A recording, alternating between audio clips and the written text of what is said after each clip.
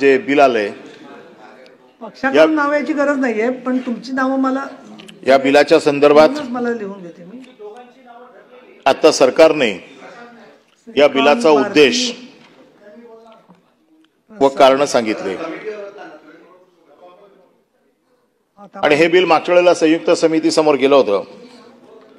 संयुक्त समितीने जे काय बदल सुचवलेत त्याच्यातल्या काही बदलांचा देखील उल्लेख आता त्यांनी सांगितलेला आहे. या बिलाचा उद्देश सांगताना त्यांनी सांगितलं की दहशतवाद, नक्षलवादी, शहरी नक्षलवादी या सगळ्यांना, माओवादी या सगळ्यांना रोखण्यासाठीचं हे बिल आहे. आणि कडव्या डाव्या विचारसरणीचे मी सुरुवातच अशी करतो की हे बिल मांडण्याच्या पूर्वी जरा आपल्या देशाची घटना जर बघितली असती आणि त्याचा अभ्यास करून जर हे बिल आलं असतं तर मला वाटतं जास्त बरं झालं असतं. आपल्या देशाची जी घटना आहे या घटनेत डावा, उजवा, मधला असं काही नाहीये. या देशाच्या घटनेमध्ये समानता, सगळ्यांना सारखी वागणूक, सगळे एकाच तागडीत, सगळे सरळ. आता आम्ही आपल्या डाव्या बाजूला बसलेलो आहोत. आमच्या मुखात येणारे विचार डावे आहेत का? आणि सर्वसाधारण डाव्यांचा रंग हा लाल समजला जातो. आपल्या सभागृहाचा रंग लाल आहे म्हणून या सभागृहात बसणारा प्रत्येक जण डाव्या विचारसरणीचा आहे का? आपला बॅच पण लाल आहे. उद्यापासून खालचे लोक आपल्याला डावे म्हणतील. बाळासाहेबांचा रंग भगवा होता म्हणूनच म्हटलं की त्याच्यासाठीच उभा आहे मी की ह्या डाव्या उजव्या विचारसरणीच्या विषयात सर्वप्रथम बिल मांडता म्हणजे बिलावरती सांगताना मी एक गोष्टीचं आपल्याला सांगू इच्छितो की नक्षलवाद, दहशतवाद याचा समर्थन करण्यासाठी आम्ही उभे नाही. आम्ही याच्या विरोधातच बोलायला उभे आहोत की दहशतवाद संपला पाहिजे, नक्षलवाद संपला पाहिजे. परंतु हे जनसुरक्षा बिल आहे का हे भारतीय जनता पक्ष सुरक्षा बिल आहे हे पहिलं बघावं लागेल. आता हे मी का बोलतोय?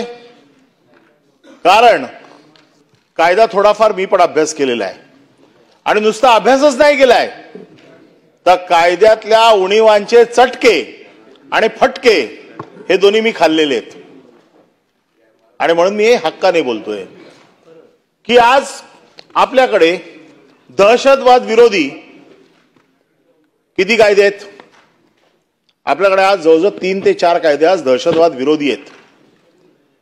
जो यूएपीए जो बनवला हा यूएपीए कशासाठी बनवला? याच कारणासाठी बनवला. यूएपीएचा उद्देश काय होता? यूएपीए बनवताना हा दहशतवाद मुळापासून काढावा. जे दहशतवादी याच्यामध्ये आहेत ते काढावेत, त्यांना चांगली कडक सजा व्हावी, त्यांना जामीन होऊ नये, त्यांच्यावरती कायद्याच्या पळवाटा असू नयेत आणि त्या पळवाटातनं ते बाहेर पडू नयेत याच्यासाठी यूएपीए लावला गेला. आणि यूएपीए आणि ह्या कायद्याचं मी साधारण बघताना हे बघतोय की आपण जो कायदा आता बनवलेला आहे किंवा आपण जे त्याचं आता कायद्याचा उद्देश सांगताना सांगितलेला आहे की डाव्या विचारसरणीचे माओवादी हे ते सगळे साधारण डावी विचारसरणी आणि उजवी विचारसरणी अशा 2 विचारसरण्या आपल्या देशामध्ये आहेत असं आपण म्हणतो. डावी विचारसरणी म्हणजे कम्युनिस्ट, इक्वल टू ऑल, सगळ्यांना समान, त्यांचे काय असतील ते विचार असतील. आणि उजवी विचारसरणी म्हणजे धर्माच्या आधारावरती असलेली विचारसरणी, म्हणजे त्याच्यामध्ये RSS असेल, बजरंग दल असेल, शिवसेना असेल, सनातन असेल, संभाजी ब्रिगेड, म्हणजे साधारण उजव्या विचारसरणीचे लोक. भाजपा, मग आता भाजपाचा एखादा अतिरेकी असेल तर तो उजव्या विचारसरणीचा आहे. उद्या मी अतिरेकी म्हणून उजव्या विचारसरणीचा आहे म्हणून मला तुम्ही सोडणार का? अतिरेकी दहशतवादी तो उजव्या आहे का डाव्या आहे? याच्याशी त्याचा काय संबंध नाहीये. अतिरेकी हा अतिरेकीच आहे, दहशतवादी हा दहशतवादीच आहे, नक्षलवादी हा नक्षलवादीच आहे. तो डाव्या आणि उजव्या विचारसरणीचा असू शकत नाही. तो या देशाचा शत्रू आहे आणि त्या शत्रूला तीच शिक्षा मिळाली पाहिजे की जास्तीत जास्त कठोर असली पाहिजे. ह्या बिलाच्या अनुषंगाने जो वास येतोय आम्हाला, की जे वाटतंय की ह्या बिलाचा गैरवापर कसा होऊ शकतो, ह्या बिलामुळे एखाद्याला ठरवून टार्गेट कसं केलं जाऊ शकतं, जे युएपीए मध्ये तुम्हाला शक्य नाही ते ह्या बिलामध्ये तुम्हाला शक्य आहे. कसं तुम्हाला घेऊन जायचंय संघटनेला, कुठल्या संघटनेला बरोबर टार्गेट करायचंय. माझं म्हणणं असं आहे, तुम्ही जो उद्देश एक सांगितलाय ज्याच्याशी आम्ही 100% सहमत आहोत, की एखादा जर देशद्रोही सापडला तर त्याला बिलकुल कुठे माफ करता येता कामा नये, त्याच्यावरती कुठल्याही प्रकारची दयामाया असता कामा नये. पण त्याच्यासाठी हे वेगळं बिल का? त्याच्यासाठी तुमच्याकडे आता असलेले सगळे कायदे आहेत. आणि मला एक गोष्ट सरकारकडनं समजून घ्यायची आहे की जे युएपीए मध्ये आहे त्याच्यापेक्षा वेगळं असं कुठलं सेक्शन आहे, कुठला नियम आहे की जो युएपीए पेक्षा वेगळा आहे आणि युएपीए पेक्षा जास्त कडक आहे. माझ्या माहितीप्रमाणे जो काय माझा अभ्यास आहे, आताच्या देशातला सर्वोच्च जो कडक कायदा आहे हा युएपीए आहे. याच्यावरती हा कायदा नाहीये. हा कायदा जो बघितलाय याच्यातली सजा किती आहे? 7 वर्ष. 7 वर्ष तर भुरट्या चोराला शिक्षा होते. तुमच्या चोरीची शिक्षा, तुमच्या छोट्या दरोड्याची शिक्षा, तुमच्या मारामारीची शिक्षा ही 7 वर्षाची आहे. मग तुम्ही दहशतवाद्याला, गुन्हेगाराला, क्राईम करणाऱ्याला 7 वर्षाच्या शिक्षेबरोबर मोजताय. आणि तुम्ही आता जे सांगितलं की हे असे लोक सुटले, तसे लोक सुटले, तुम्ही हा कायदा करताना एक विचार करा, कायद्याचा जामीन जो असतो ना तो त्याच्या शिक्षेशी लावलेला असतो. ज्याला 3 वर्षाची शिक्षा ज्या कायद्यामध्ये आहे त्याला कोर्टात ताबडतोब जामीन होतो. 7 वर्षाची ज्याला शिक्षा आहे त्याला सेशन ट्रायबल मध्ये जामीन होतो किंवा हायकोर्टात होतो. त्याच्यामुळे तो सुटणार नाही. तुम्ही एखाद्या गोष्टीचा जर अंदाज घेतला आणि एकदम तुमच्या लक्षात आलं की हा दहशतवादी आहे, याला आतमध्ये टाकायलाच पाहिजे, याला कायमचा हा मरेपर्यंत जेलमध्ये राहायला पाहिजे, या कायद्याने ते शक्य नाहीये. हे तुम्ही काय करताय? दहशतवादाला शिक्षा करत नाहीये, तुम्ही गुन्हेगाराला शिक्षा करत नाहीये, तुम्ही संघटनेला टार्गेट करताय. एखाद्या संघटनेवरती तुम्ही ज्या पद्धतीने तुम्ही करू शकता त्याचं एक साधारण चित्र आम्ही बघतोय की काय होऊ शकतं याच्यामध्ये. आता ह्याच्यामधल्या ज्या तरतुदी आपण केलेल्या आहेत की हे कोणाकोणाला लागू होणार आहे? हे इंडिव्हिज्युअल माणसाला तर लागू होणार नाही असं तुम्ही सांगितलं, एका व्यक्तीला तर लागू होणार नाही सांगितलं. मग एखाद्या व्यक्तीला लागू होणार नाही तर मग 7 वर्षाची शिक्षा कोणाला? मी त्या संघटनेचा सदस्य आहे, समजा मी ज्या संघटनेचा सदस्य, एखाद्या दहशतवादी संघटनेचा सदस्य आहे, तुम्ही एका माणसाला तर लावणार नाहीये, मग तुम्ही शिक्षा लावणार कोणाला? 7 वर्षाची सजा तुम्ही देणार आहे कोणाला? म्हणजे ती सजा तुम्हाला द्यायची असेल तर त्याला तुम्हाला परत युएपीए मध्ये न्यावं लागेल किंवा त्याला परत आयपीसी मध्ये आणावं लागेल आणि आयपीसी आणि युएपीएचा तुम्हाला आधार घेऊनच त्या व्यक्तीला सजा करावी लागेल. मग ज्या गोष्टीमुळे तुम्ही सजा करणार आहात तो कायदा आता अस्तित्वात आहेच ना.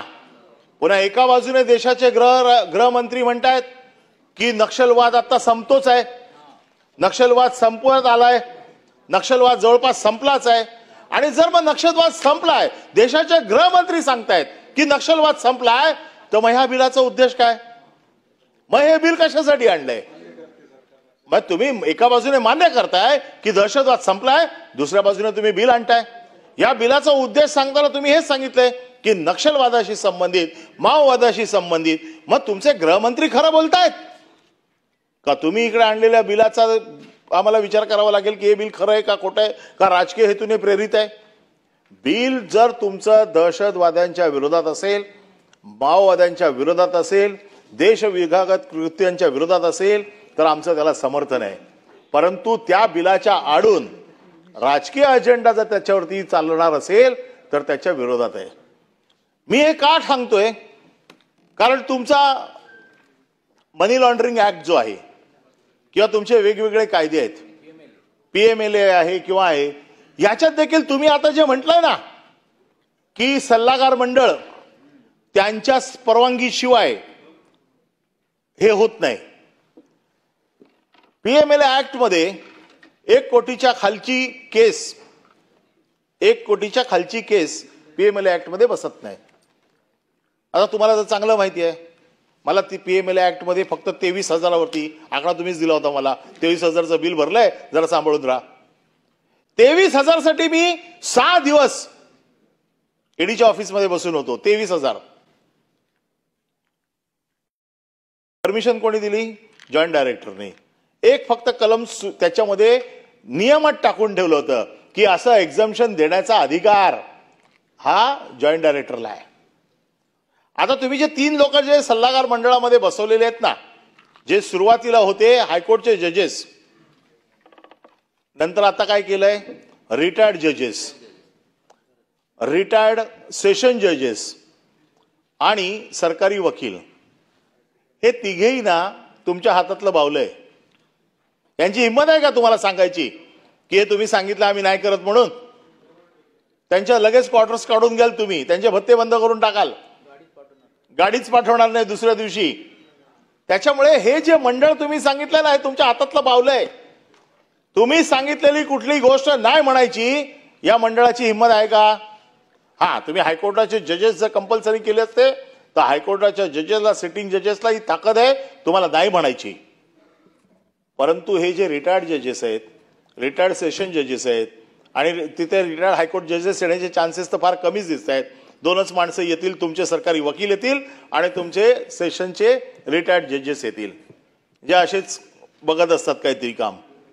त्याच्यामुळे हे जे सगळं थोतांड आहे की ज्या परमिशन्स तुम्ही मागताय की ज्यांच्या मंडळाच्या समोर गेल्याशिवाय हे होणार नाही, हे होऊच शकत नाही. हे तुम्ही जे पाठवलं ते त्यांना मंजूर करून द्यावं लागेल. आणि म्हणून माझा परत हा प्रश्न तुमच्या समोर विषय आहे की हे बिल स्पेसिफाईड करा. हे बिल तुम्ही जे म्हटलंय कडव्या डाव्या संघटना मग त्या शहरामध्ये फार सभ्यतेचा बुरखा घालतात आणि नंतर पाठीमागून जंगलामध्ये काम करतात. अरे हे शोधण्यासाठी तुमच्याकडे एवढ्या यंत्रणा आहेत. तिथे संदीप पाटील नावाचे जे अधिकारी बसलेत, ज्यांनी अहोरात्र कष्ट करून ह्या सगळ्या लोकांना आवर घातलेला आहे. मग हे नवीन आणून त्यांना काय कळत? किती जणांनी छातीवरती नक्षलवाद्यांच्या गोळ्या झेलल्यात? या बिलाने त्यांचा काय फायदा होणार आहे? जास्तीत जास्त त्यांना आणखीन अधिकार द्या. त्यांचे हात जर बांधले असतील कुठे तर सोडा, त्यांच्यावरती ते काम सोपवा.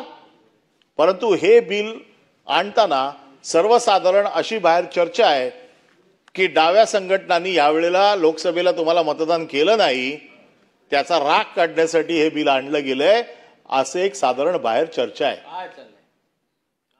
हा राग आहे. मला तुम्ही एक गोष्ट सरकारने सांगावी की ह्या बिलाच्या माध्यमातून तुम्ही काय साध्य करणार आहे.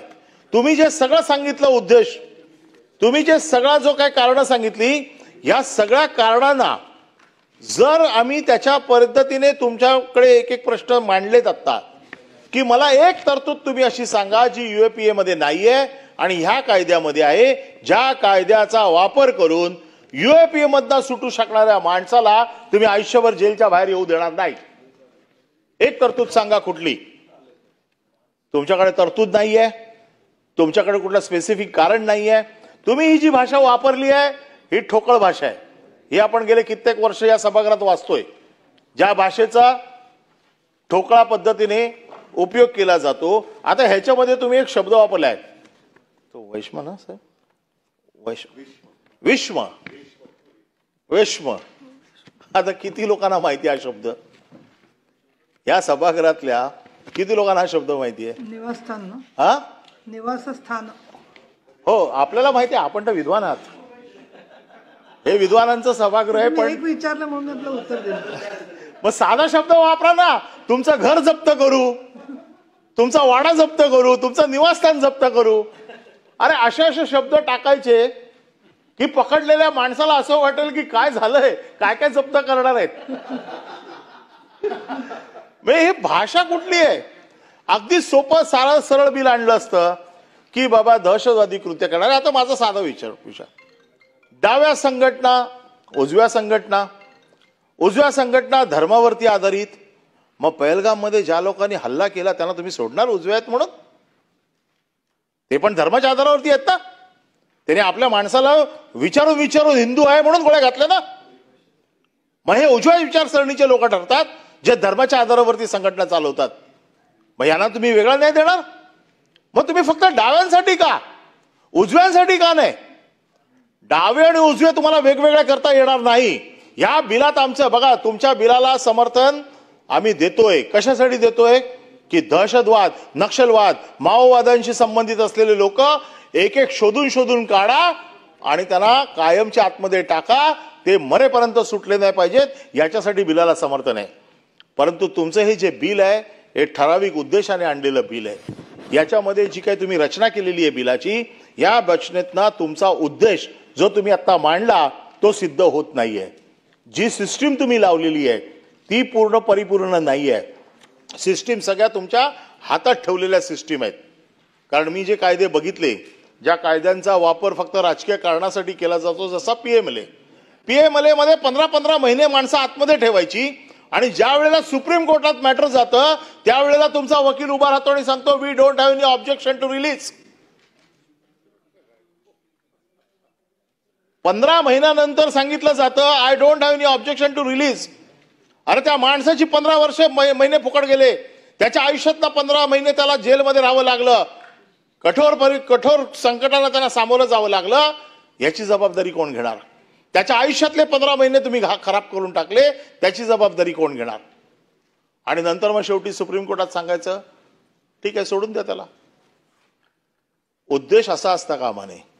एखाद्याला उचलायचं, एखाद्याला टाकायचं आतमध्ये, त्याची बदनामी करून टाकायची. जो खरा दहशतवादी आहे, नक्षलवादी आहे, त्याच्यावरती जी कडक कारवाई करायची ती UAPA मध्ये तुम्हाला अवेलेबल आहे. हे बिल आणायची त्याच्यासाठी काही गरज नाहीये. आणि हे जर बिल तुम्हाला आणायचंच असेल तर ह्या बिलामध्ये अतिशय स्पष्टता हवी की हे बिल नक्षलवाद्यांसाठीच आहे, हे बिल माओवाद्यांसाठीच आहे, हे देशविघातक शक्तींसाठीच आहे, जे देशामध्ये आपल्या सभ्यतेचा आव आणून विघातक कृत्य करतायत त्यांच्या विरोधातलं आहे. आम्ही मान्य करू बिल. आजही सांगतो आम्ही सगळे मान्य करू. असं कोणी आम्हाला इथे विरोधक नाही आहे. कारण आम्ही देशप्रेमी आहोत. देशाच्या बाजूने जर एखादी गोष्ट येत असेल तर चांगली गोष्ट आहे. पण हे सगळं UAP मध्ये आहे. ताडामिसा होताच ना. पण UAPA हा कायदा जेव्हा बनला त्याचा काढा तुम्ही ढाचा, त्याचे बघा ऑब्जेक्ट्स UAPAचे. याच्यातला अशी कुठली गोष्ट आहे की जी UAPA मध्ये नाही आहे? मग हे का वेगळं? आणि तरी पण तुम्हाला वाटत असेल की UAPA ला लूपहोल्स आहेत, UAPA मधनं माणसं सुट्ट आहेत, UAPA ला तर केंद्राकडे पाठवा आणि ह्या बिलाला बदलून आणा. या बिलाचं तुम्ही नाव असं करा की हे देशविघातक लोकांच्या साठीचं बिल आहे, हे नक्षलवाद्यांच्या विरोधातलं बिल आहे, हे माओवाद्यांच्या विरोधातलं बिल आहे. अतिशय साधी सोपी सरळ व्याख्या करून तुम्ही आणू शकता. मला असं वाटतं की हे बिल राजकीय बिल आहे आणि हे राजकीय असल्यामुळे या बिलाला आम्ही विरोध करतो आणि हे बिल सुधारून आपण परत आणावं. UAPA कायद्याच्या सगळ्या तरतुदींचा अभ्यास करावा. घाईघाईत आणलेल्या बिलाला मी विरोध करतो. आणखीन ह्या बिलावरती आमची डिसेंट नोट आहे, ती डिसेंट नोट आम्ही आपल्याकडे पाठवतो.